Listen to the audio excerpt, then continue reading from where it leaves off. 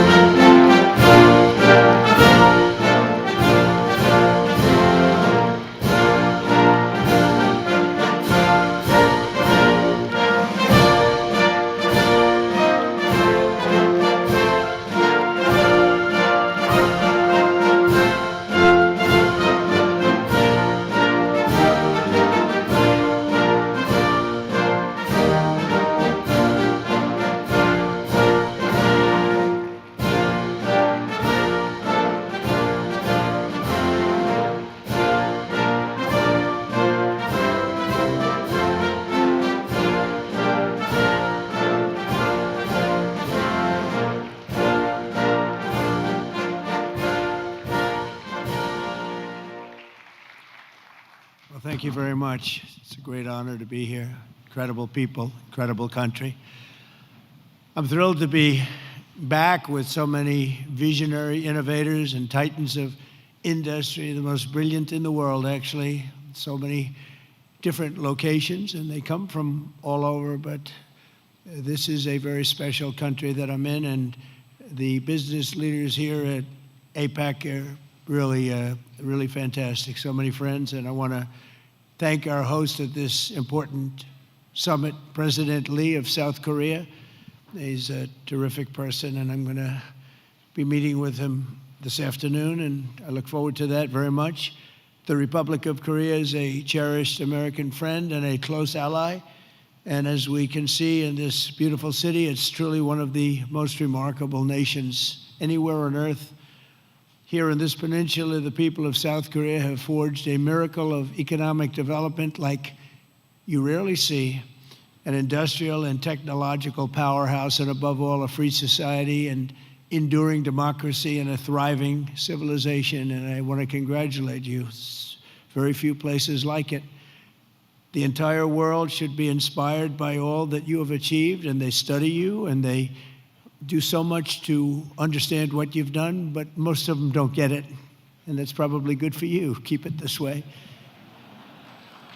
Most of them don't get it. They want to get it, but it doesn't quite work out for them the same way it works out for you, so that's a great tribute to you. We have some very special people with us today, and I want to thank for the great job he's done, and also for being here, Secretary of State Marco Rubio. Marco, you're around here someplace. Where's Marco? Marco, thank you. Man who's doing a fantastic job, who understands the markets maybe better than anybody. Our Treasury Secretary, Scott Bessent. Scott, thank you very much. And somebody that you're dealing with, who you made a very good deal with, because you have very good negotiators, but he's pretty good too. Howard Lutnick, Secretary of Commerce. Thank you, Howard.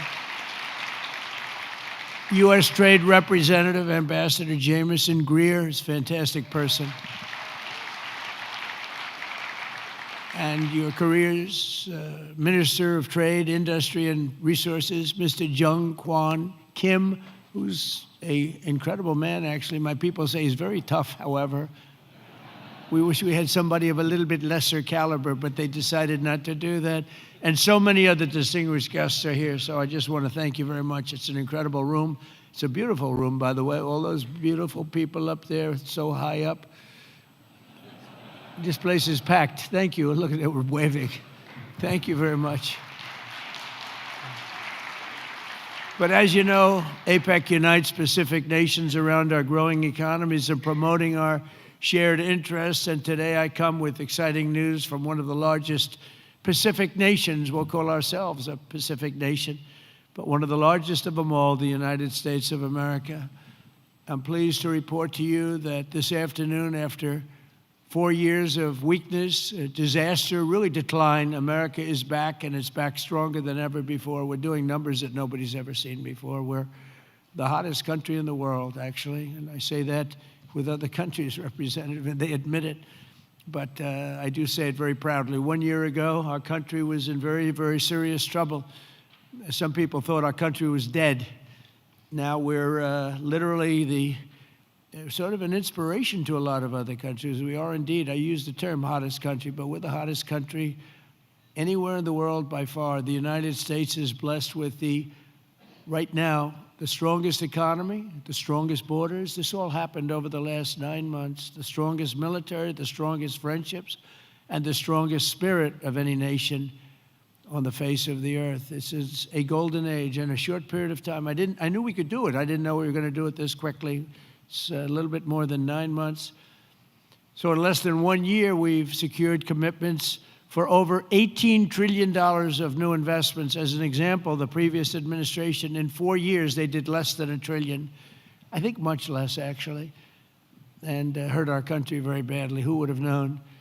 But we're going to be 18, so I figure that we'll probably be at 20 or 21, maybe even $22 trillion of investments coming into our country by the end of the first year of my second term. And, we had a tremendously successful first term. We had the strongest economy in history for our country, strongest we ever had.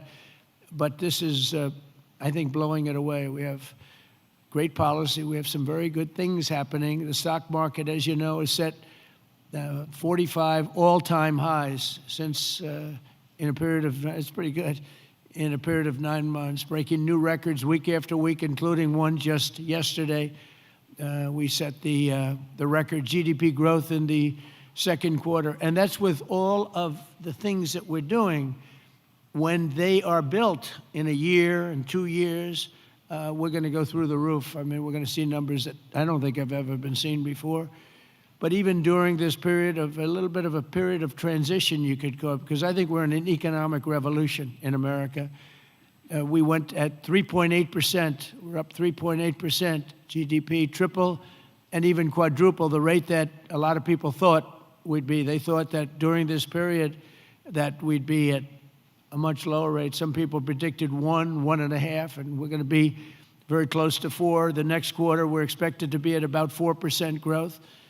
And after that, I mean, I can't even predict, because when all of these factories that are moving in, the car plants are moving in. Yesterday I was with Mr. Toyota in Japan, and he's just announced he's going to spend, they are going to spend $10 billion, and they're going to build new car plants, and they're going to build them in numerous states, about 6 or 7 different states. And we're bringing our car industry back. We're bringing AI. We're leading everybody in AI. We're leading every nation in AI by a lot. In 9 months, we've lifted over 600,000 Americans off food stamps. Wages for workers are rising at the fastest pace in more than 60 years. And meanwhile, energy prices are down. Gasoline prices are down. Grocery prices are down. Mortgage rates are down, despite the fact that we have an incompetent head of the Fed. He's incompetent. I call him Jerome Too Late. He's always too late. Jerome Too Late Powell. But he's out of there in another couple of months. We'll be very happy about that. We'll appoint somebody that we all like, because we should have the lowest interest rates of any country, because without us, there are no other countries, really. I mean, the whole thing falls apart. You know, America always had the lowest interest rates, and now we don't do that. We're like number 28. It's ridiculous. And we're a much different country than we were 2 years ago, or a year ago even. But you know what the crazy thing is? In the old days, I call it the old days. I'm a little bit older. I'm looking at all these young, brilliant faces. I'm a slight, a couple of years older than you, just a couple of years.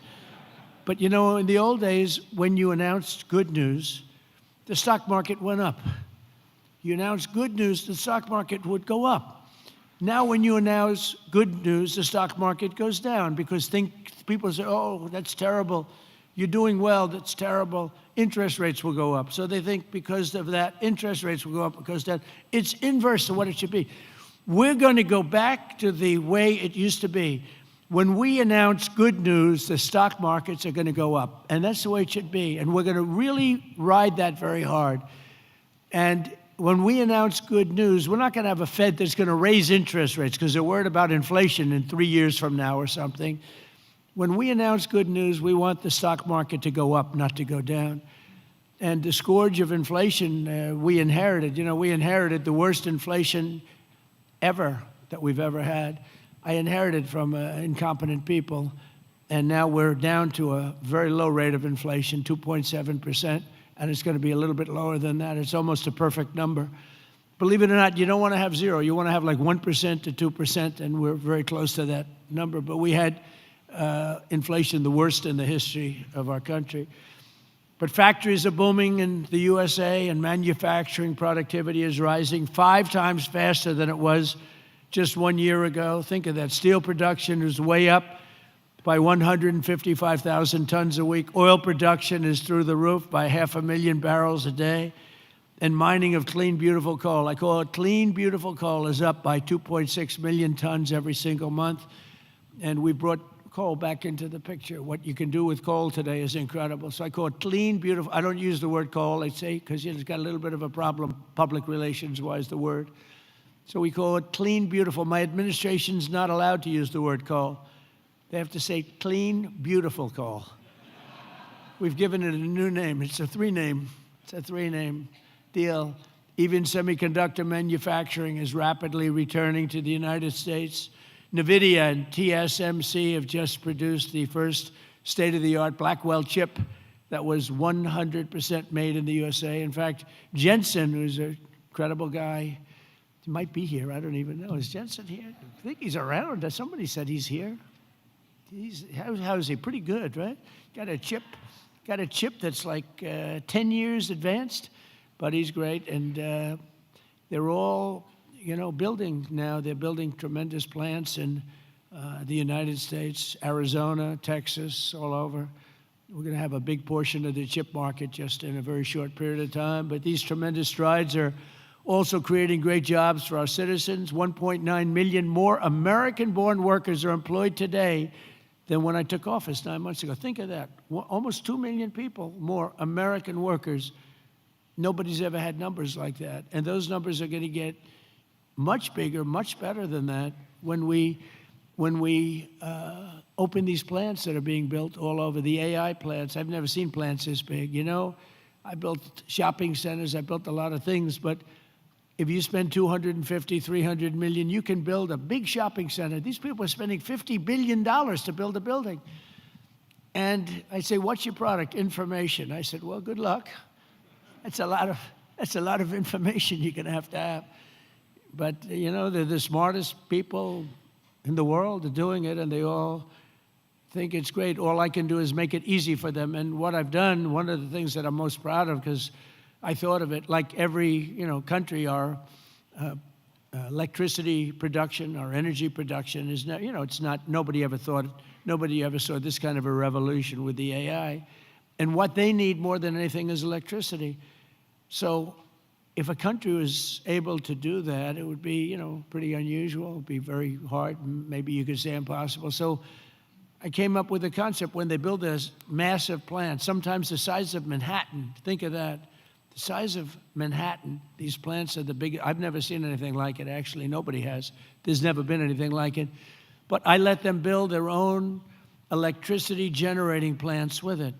So they're building their own electric. They're sort of becoming an electric producing company in addition to all of the other things that they produce, including information. And what they're able to do is start immediately. We're giving them very fast permits. We're no longer having them wait for 10 years, 12 years, 15 years prior to rejection. They'd go 15 years and then they'd get a vote, a rejection.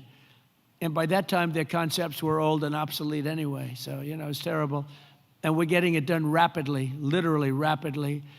And they're coming up with electric generating plants, the likes of which nobody has seen. The companies are standard companies that do electricity and create power companies. They've never seen anything like it because we have a level of genius, a level of people that are designing things that nobody's ever seen before that produces vast amounts of electricity for their plant. And if they have extra electricity, they sell it back into the grid. So they really, it's really been amazing. And it allows people to start building immediately, and they can't blame the government. They won't blame me because I didn't produce enough out of the grid that's 200 years old. So we have more people now working than at any time in the history of our country. We've sort of just begun. It's hard to believe, actually, if you knew where we were 2 years ago. All of this is incredible news for Americans and for nations around the globe, and it is for South Korea because we're partners. We're serious partners. We're wedded, and we have a very special relationship, a special bond. In fact, we're working with you on shipbuilding, where you're going to come in. We were the #1 in the world during World War II. We produced a ship a day. Can you believe it? You know, tankers and freighters and this, a ship a day. And today we're not really building ships, and we're going to start, and we're going to have a very thriving shipbuilding industry, and we're working it with South Korea very much so. In fact, some of the people in this room, they bought the Philadelphia shipyard. I think it's going to be one of the most successful yards in the world, anywhere in the world. It's great. Known for incredible production years ago, and sort of through bad management or bad thinking by people that were prior to me. I mean, you have to blame the president. You can give the president credit or blame the president, but I blame the president. They allowed the shipbuilding industry to go away, essentially, in our country. We're going to bring it back very, very powerfully. When America thrives, our partners thrive, and our alliances thrive with all of the countries. The Indo-Pacific thrives, and that's good for all of us, and the entire world becomes safer and wealthy and greater than ever before. We get along with a lot of countries. We solved a lot of wars and a lot of problems, and that's all good for all of us. The extraordinary American turnaround that I've just described has been achieved not by just continuing business as usual back in Washington. If I didn't win the election, and we won it in a landslide, we won by tremendous numbers. I had a whole thing too big, you have to say, too big to rig. We didn't want any rigging. We had these great polls going in. I said, don't believe the polls. Pretend we're 1 point down. Always assume we're 1 point down, and everybody voted. We won in a landslide. We won all 7 swing states. You have to win the swing states, and we won all 7, which is something that rarely happens. But to win the popular vote by millions, we won everything you can win. The Electoral College by a tremendous amount. We won in counties. They have counties, thousands of counties, and we were 2,700 compared to 525 actually. So think of that. We were 2,750 compared to 525. And that's why the map shows all red. Red being Republican, not something else. Red being Republican. Only a few people understand that one. My administration has rejected the old model of incompetent government that punished success and rewarded failure and made building anything almost impossible. When you come into our country, and many of you are doing that, but when you come into America, you're going to get service like you've never seen before. Quick permits, and we want safety, we want great environmental, we want everything good, but it's going to go quickly. We're rewarding those who build and create and hire and invest in the USA, and we're making America the best place on earth to do business, and that's what it's become very quickly. We have some wonderful people. Lee Zeldin at Environmental, he's incredible. He gets the right result quickly, and he makes sure that people do the right thing. But we will have the best tax rates, the lowest energy costs. We have the lowest energy. We have tremendous amounts of energy, more than anybody else. We have the most oil and gas and coal, more than any other nation on earth. So that's a big advantage that we have over others. We have the lowest regulatory burden. In my first term, we cut more regulations than any other administration in history, and we're going to do about the same level right now or more if we can. The most advanced technology and the fairest trade deals anywhere in the world. And for decades before I took office, our country was run by legions of bureaucrats who were always looking for a reason to say no. Why? How can we say no? They wanted to say no. They thought that was their job, and it's really just the opposite. We work to say yes. So now we have a president in the White House who cuts through the red tape and excuses. We don't stand for excuses, and says yes to big ideas and bold initiatives and grand ambitions so that America can have great industries, great dreams, and to be the greatest nation on earth, which is where we are now, actually, in a very short period of time. We're rebuilding things that are incredible. We have the strongest military in the world. We have the best equipment. We have the best manufacturers of equipment. And South Korea is buying a lot of our weapons, we make the best. We have the planes and just about everything other than ships, and we'll be there very shortly with ships too. But the only reason it's not ships, because, I don't know, for some reason they stopped doing that. I guess they went on to other businesses, but there are some basics in life, and one of the things you need is ships. I always say you need steel, you need aluminum, you need this. There are things you don't need. A lot of things that a country doesn't need them, but things you need steel.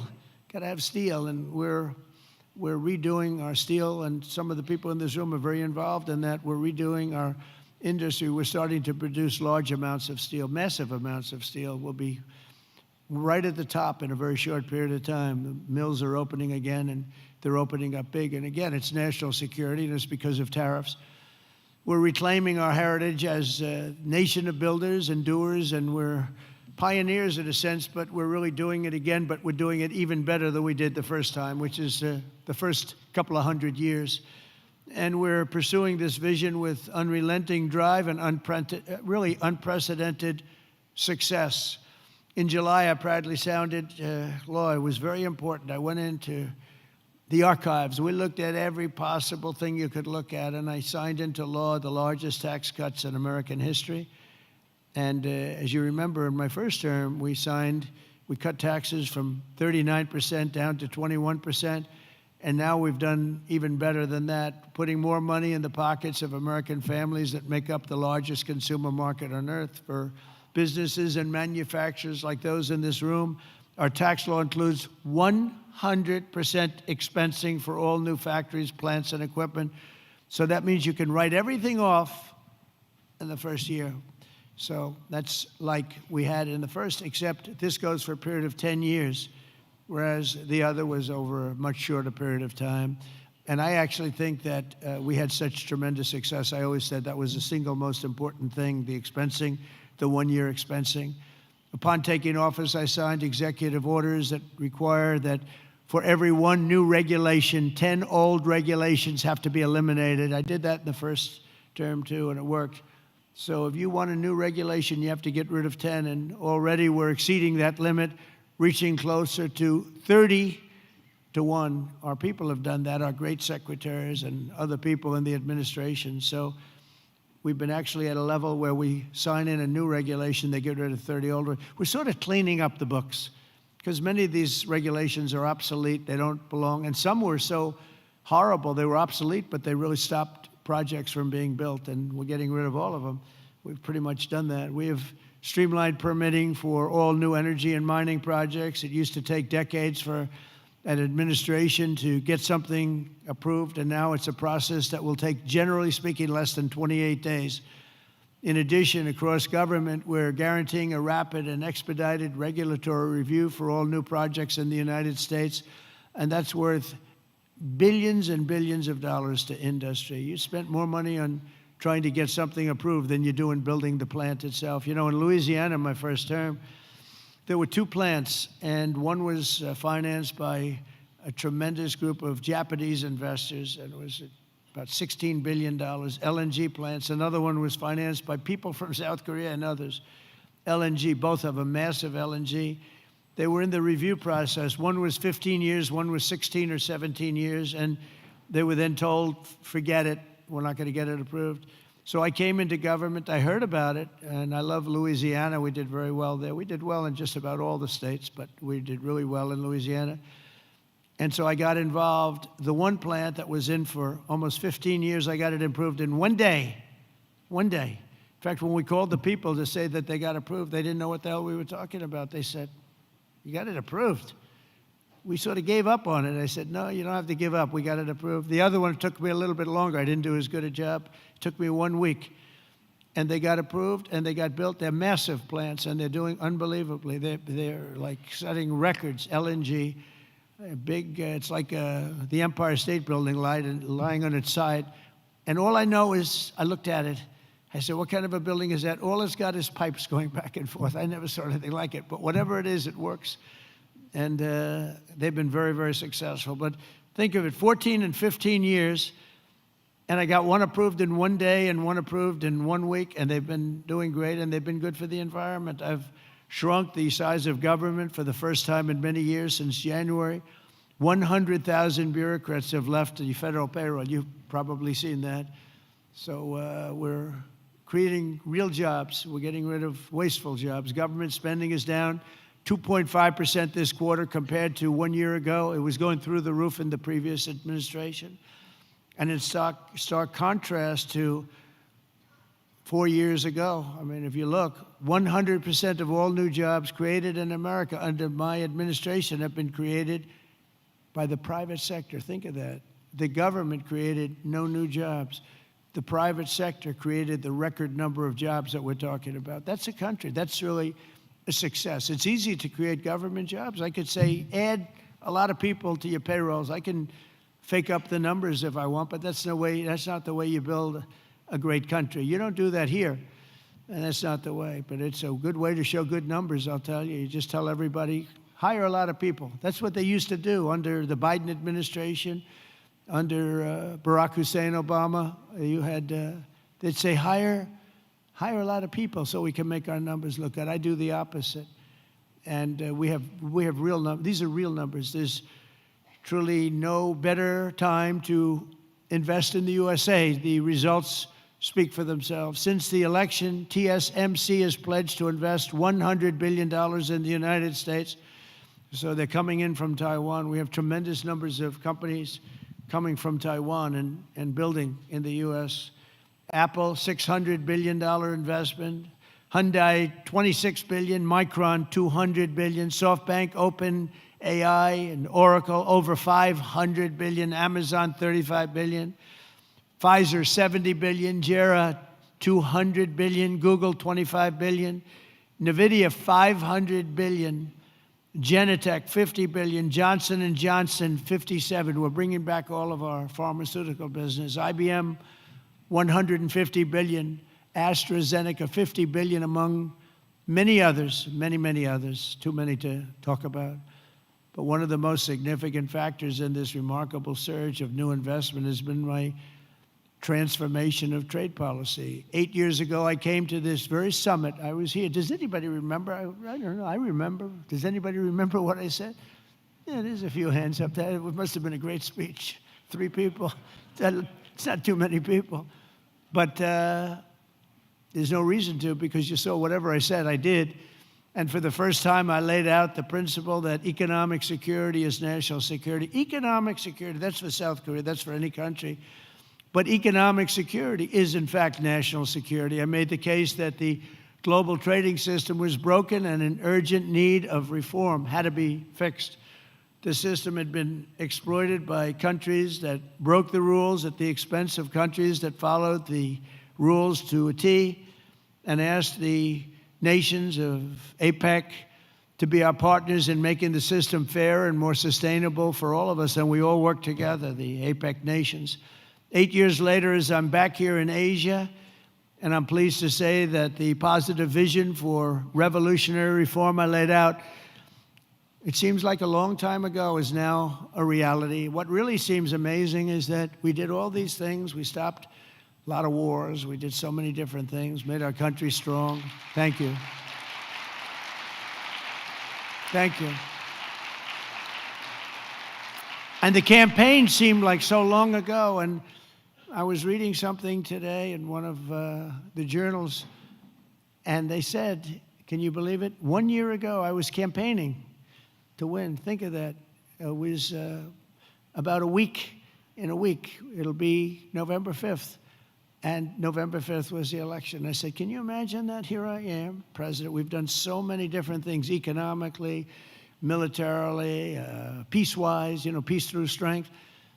And yet, 1 year ago, it's not long ago, I was campaigning. We didn't win. We were campaigning, and then we had the election, and we had a great election. And the spirit in our country is like incredible if you compare that. We lost a lot of spirit in our country. Our country is depressed. They were very depressed, and they had a right to be. But around the world, we're signing one trade deal after another to balance our relationships on the basis of reciprocity, very important word. On this trip alone, I've signed groundbreaking agreements with Malaysia, Cambodia, Japan, and Our deal with the Republic of Korea will be finalized very soon, like moments or very shortly thereafter. These agreements will be incredible victories for all of us because everyone is better off when we have stable partnerships, not plagued by chronic problems and imbalances. You know, probably you know that President Xi of China is coming tomorrow here, and we're going to be, I hope, making a deal. I think we're going to have a deal. I think it'll be a good deal for both. And that's really a great result. You know, that's better than fighting and going through all sorts of problems and, you know, no reason for it. I think it's going to be a great deal for both, so I'll be meeting him tomorrow. A lot of people are interested. They're also interested in what we're doing, but they're interested in that. I can tell you a lot. The world is watching, and I think we'll have something that's very exciting for everybody, and that's also good for South Korea. It's good for all nations. We're ending gaping trade deficits, unfair trade barriers to market access, insecure supply chains, weak, pathetic supply chains, and much, much more. We had such bad supply chains under the last administration. It was embarrassing. And we're entering a new era of trade that truly works for both sides. Got to work for everybody. You know, deals have to be good for everybody. I've heard that all the time, and I never really believed it, I'll be honest. I said, if you make a great deal. The best deals are deals that work for everybody, especially when you're talking about nations. You know, when you're talking about nations, it really is a little bit different than you're doing a business deal and you want to just rip their hearts out, right? These guys know what I mean. They've ripped out so many hearts. But when you have nations, it's a little bit different, you know? You gotta all balance out a little bit. When I announced reciprocal tariffs last April, some people thought it was wonderful and others really weren't so sure. They weren't sure. They didn't understand tariffs because tariffs were used against us. We didn't use tariffs stupidly. And we do now. National security. This week we proved once and for all that there were no critics left. The only critics are people that took advantage of us for many years, and now they're not able to do that. The deals we're signing with our friends and partners are making our alliances closer and stronger than ever before, and they respect us because it was so foolish. The people that ran our country were so foolish. With these agreements, our nations will extend our vital security alliances into the realm of economic security for the first time ever. We're forging new partnerships on strategically important industries like shipbuilding, energy, semiconductors, critical minerals, and, you know, very important pharmaceuticals. We learned that during COVID. We had to rely on other countries to give us pharmaceuticals. You can't do that. You have to, certain industries you want to have there. You want to have your medicines made ideally in your own country. Many of our agreements also include deepening collaboration of industries of the future, such as nuclear, quantum, artificial intelligence, where America is number one by a lot. Actually, we're really number one by a lot. We're number one in military consequence. We're number one in military in the quality of the weapons. That's why everyone wants to buy for us. I'll tell you what we have a long lead on is submarines, nuclear submarines. We are so far advanced that by perhaps 20, 25 years. We're 25 years ahead of any competition. And not only are the tariffs strengthening our alliances, they're also bringing peace to the world. On Sunday in Malaysia, we signed the Kuala Lumpur Peace Accords, ending forever the war between Cambodia and Thailand. Thank you. Thank you. You know, it's interesting. We were making trade deals with Cambodia and with Thailand, and I sort of watch what I do. I don't go to the beach and sleep all day. I like to watch. And I see Cambodia, Thailand, among many other nations. And this is true for numerous other deals, too. But I see Cambodia, Thailand, and I read a front-page story about the fact that there were thousands of dead people along the border. And they fought for a long time. And I said, wait a minute, we're making deals? And they're starting a war? They were just starting, and it was vicious. Thousands of people were killed along the border, their two borders. And I said, let's call the head. I didn't know the heads of either one. I called them. They were both great people and sort of reasonable. I said, listen, you want a trade deal? We're not going to make a deal with you if you're going to be in war. Then I called Cambodia. I called Thailand. I called Cambodia, back and forth. And after about 2 days, we ended up with the help of Malaysia. Malaysia was like a mediator. We used a beautiful facility in Malaysia because it was too hot. The other two, and I don't mean hot weather-wise, I mean it was hot. It was too hot with bullets flying all over the place. And Malaysia was fantastic, and they helped implement it. The prime minister was great guy, just left him. And within 2 days, we signed a deal. And the two people came in, they were like best friends. It was a beautiful thing to see. We saved, probably millions of lives. They've had a tempestuous relationship for, I said, for how many years? 500 years. They said, that's a long time. That's a long time. But we think this is going to be, hopefully, I use the word everlasting. Same thing in the Middle East. We hope it's going to be everlasting peace. They've never had peace. They've 3,000 years, and we signed in the Middle East. But I've ended 8 wars in 8 months, and in many instances, trade has played a big part in getting those wars ended. On top of it all, tariffs now projected to reduce our deficit by $4 trillion over the next 10 years, and I think actually much more than that. That's national security, because you can't have deficits and you can't have debt all over the place. And it stops inflation and strengthening the dollar and ultimately balancing our federal budget, which I think we're going to do very quickly, only because of our policy of fair tariffs. And for any company that does not wish to pay the tariff, I say, you could build your factory in America. If you build your factory in America, there is zero tariffs. But, again, going back to the wars, it's so important. If you look at India and Pakistan, so I'm doing a trade deal with India, and I have great respect and love. As you know, for Prime Minister Modi, we have a great relationship. Likewise, the Prime Minister of Pakistan is a great guy, and the Field Marshal, they have a Field Marshal. You know why he's a Field Marshal? He's a great fighter. He really is. He's a great guy, too. And so I know them all. And I'm reading that 7 planes were shot down. They're going at it, and they're really starting to go. And it's a big thing. These are 2 nuclear nations, and they're really going at it. And I called Prime Minister Modi. I said, we can't make a trade deal with you. No, we must make a trade deal. I said, no, we can't. You're starting a war with Pakistan. We're not going to do it. And then I called Pakistan. I said, we're not going to do trade with you because you're fighting with India. And, 2 nuclear nations. And they said, no, you should let us fight. They both said that. They're warring. They're strong people, I'll tell you what. Prime Minister Modi is the nicest looking guy. He says, and he looks like you'd like to have your father, he's a killer. He's tough as hell. No, we will fight. I said, whoa, this is the same man that I know. But after a little while, and they're good people, and after literally 2 days, they called up and they said, we understand, and they stopped fighting. How is that? Isn't that amazing? Now, you think Biden would have done that? I don't think so. Most people wouldn't have thought of it, but, they wouldn't have thought of it. No, but here we are, we're doing deals. So you add an extra sentence, and you say you have to stop shooting at each other. 7 planes were shot down. You have to stop the war. And they stopped the war.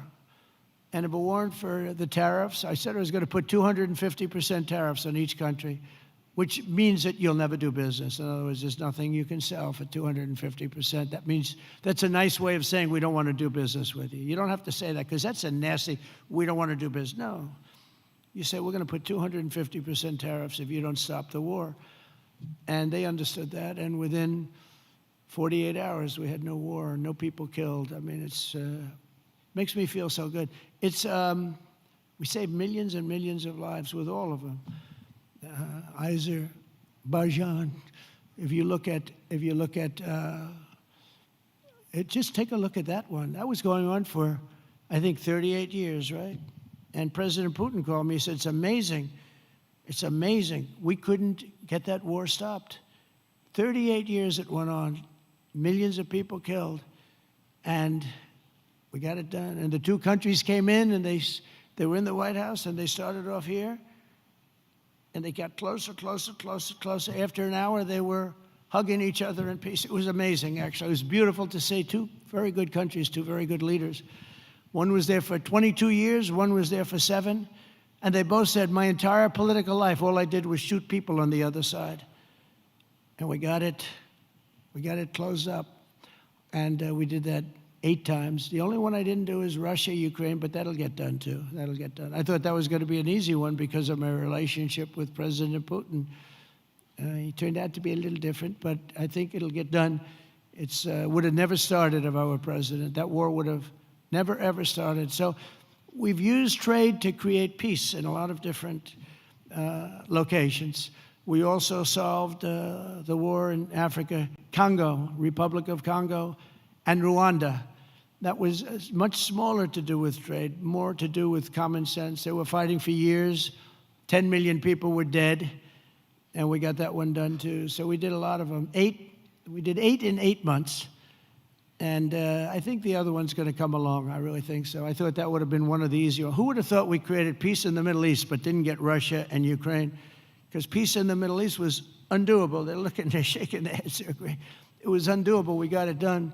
3,000 years, okay? They never had peace. They never had anything like it. We have all countries signed up, and the level of spirit and everything. I think it's going to hold for a long time, hopefully forever. Hopefully that's an everlasting one too.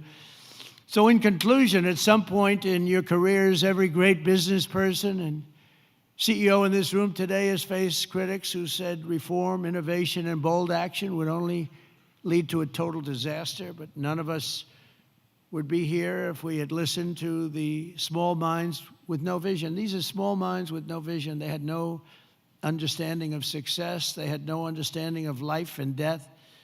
True success comes from having the confidence and the courage to prove the doubters wrong.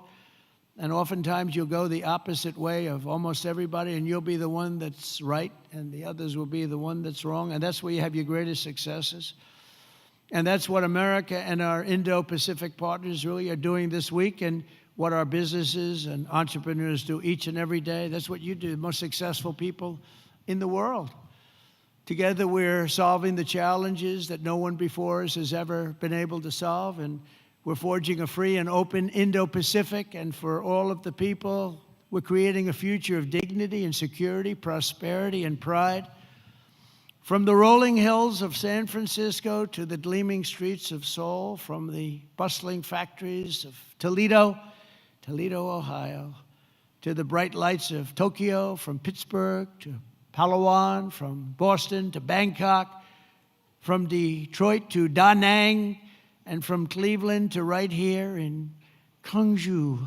Nice place. Did I do good with that one? Did I do okay? Gwangju. Good, beautiful place, by the way. We're strengthening old friendships, forging new bonds, building new factories, pioneering new industries, and creating a dramatically better world for our children and for generations to come.